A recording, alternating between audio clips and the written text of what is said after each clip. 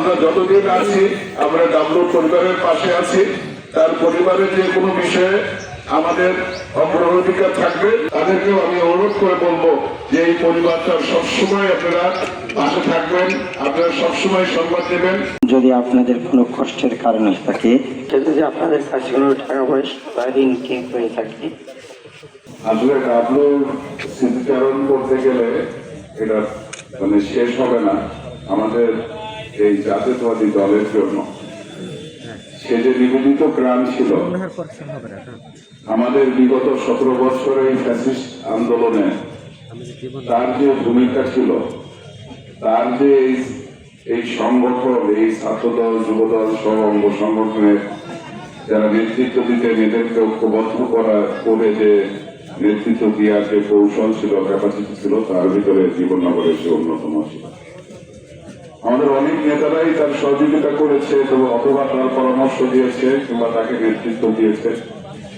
আমরা আজকে শামসুজ্জামান ডাবলুকে হারিয়ে আমাদের এই রাজনৈতিকভাবে যে ক্ষতিগ্রস্ত আমরা হলাম, এটা আসলে পূরণ করা সম্ভব নয়।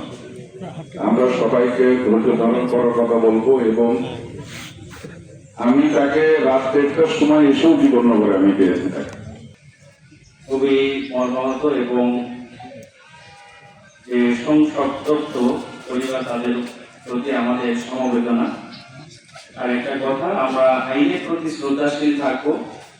যেহেতু আমি পুলিশ ডিপার্টমেন্টে চাকরি করি, আমার পুলিশ ডিপার্টমেন্টে কোনো ব্যত্যয় যদি হয়ে থাকে, আপনারা যারা জীবননগরবাসী সহ চুয়াডাঙ্গাবাসী আছেন, আমাদেরকে আপনারা যে কোনো সময় যে কোনো সমস্যা হলে আমার পুলিশ যদি আপনাদেরকে কোনো প্রকার কোনো বেআইনিভাবে কোনো কিছু করে থাকে বা কোনো প্রত্যয় নিয়ে থাকে, আমাদেরকে একটু জানাবেন। আমার জেলা পুলিশ সুপার সহ আমার সিনিয়র যে পুলিশের ঊর্ধ্বতন কর্মকর্তা, তাদের সকলের কথা একটাই, মানে কোনোভাবেই কোনো বেআইনি কাজকে প্রশ্রয় দেওয়া যাবে না। এটা আমার পুলিশ ডিপার্টমেন্টের সিনিয়র স্টাফদের বক্তব্য, তাদের নির্দেশ, এবং আমরা সেটা প্রতিপালন করার আমরা চেষ্টা করছি। একজন নেতা তার পরিবারটা কিন্তু শুধুমাত্র তার স্ত্রী সন্তান না। আজকে দিনে আমাদের মাঝ থেকে চলে গেছেন অনেক মানুষ, তার অভিভাবক হারিয়েছেন। এই ঘটনা 12 তারিখ এবং কাল সেটি সারা দেশবাসীকে কিন্তু কাটিয়েছে। আমরা বিভিন্ন গণমাধ্যম, সামাজিক মাধ্যম, যে কোনো মাধ্যম থেকে দেখতে পাচ্ছি সারা বাংলাদেশ কিন্তু গতকাল জীবননগরের দিকে তাকিয়েছিল। আপনারা দেখেছেন আমার জেলা প্রশাসক স্যার এসেছিলেন, সেখানে জেলা বিএনপির সভাপতি মহোদয়, জেলা বিএনপির সাধারণ সম্পাদক মহোদয়, অন্যান্য নেতৃবৃন্দ ছিলেন। সকলের সুন্দর সুষ্ঠু হস্তক্ষেপে যে আইনগত কার্যক্রম সেটি সম্পন্ন হয়েছে। আমি এই জন্য তাদের প্রতি কৃতজ্ঞতা জ্ঞাপন করি। জেলা প্রশাসনের পক্ষ থেকে আপনাদের প্রতি কৃতজ্ঞতা জ্ঞাপন করে আপনারা সর্বোচ্চ ধৈর্য এবং সহ্য প্রদর্শন করেছে। আমরা অভিভূত। যে ঘটনা ঘটেছে ভাষায় প্রকাশ করা যাবে না। আমরা মর্মাহত, সমবেদনা দেওয়ার মতো ভাষা আমাদের নাই। যার হারাই সেই একমাত্র বুঝে আমি কি হারলাম। আপনারা জীবননগর পৌরবাসী তাকে হারিয়েছেন, আপনারা অনুধাবন করছেন কি চলে গেছে আমাদের মধ্যে। কেউ যে ভালো গুণাবলী, ভালো কাজগুলো রেখে গেছেন, সেগুলোকে সামনে এগিয়ে নিয়ে যাওয়ার দায়িত্ব আপনাদের সকলে। জীবননগর পৌর বিএনপির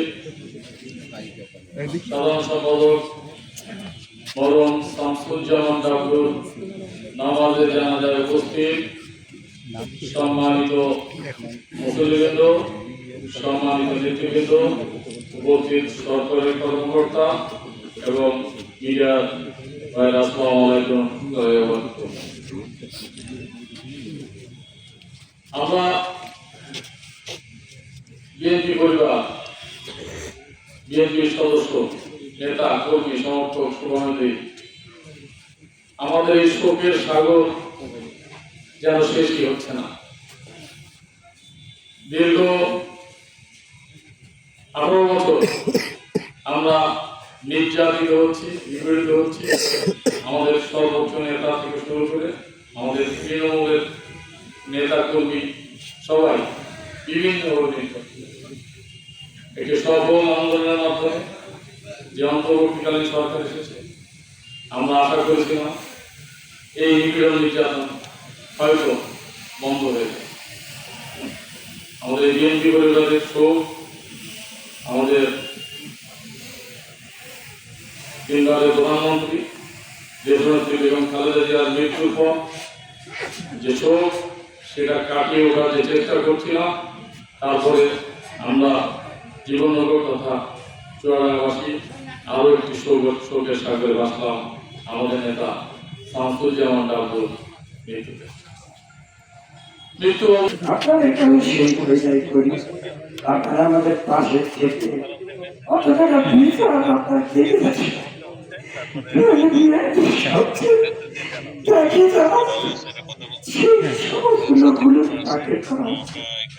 এবং তাদেরকে একটার পর ঘটনা ঘটে,